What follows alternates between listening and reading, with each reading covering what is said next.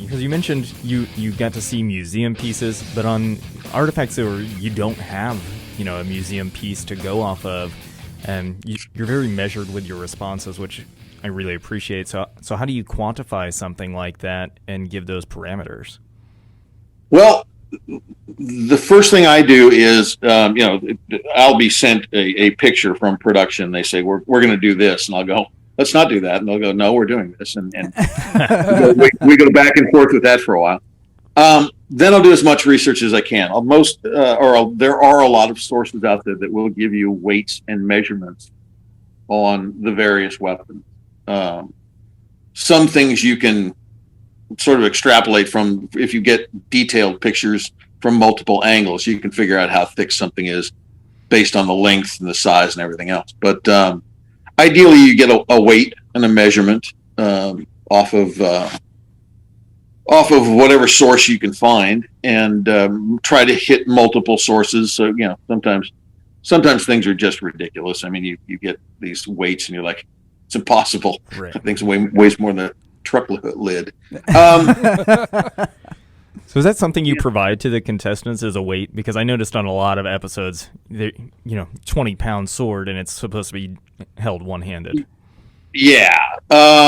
We do give them a suggested weight. Okay. It's not a parameter. Gotcha. And you know how sticklers we are with parameters, sending people home all the time. Right. But we try to limit the parameters to length, and so we get two weapons that are generally the same size. If a smith wants to build something that's 8 pounds, thinking it's going to be stronger and better, well, they've made something that's virtually unusable. So now my hand kind of drifts into.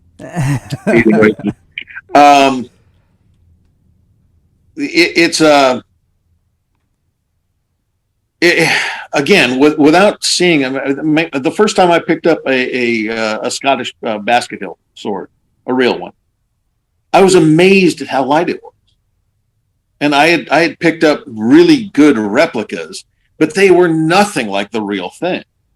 And I mean, my jaw dropped. Everything. I mean, I went home, threw everything I knew out the window, and then tried to recreate that weapon at that weight, at that balance, and everything else. And it was difficult to do. But it was a game changer. And so trying to, when I say recreate historical weapons, that's what I'm trying to do.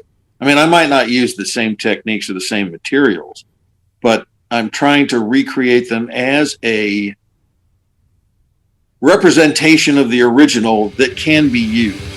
Dave Baker from Forged in Fire, and you've been listening to the Reverend and the Reprobate. And this is why you really shouldn't listen.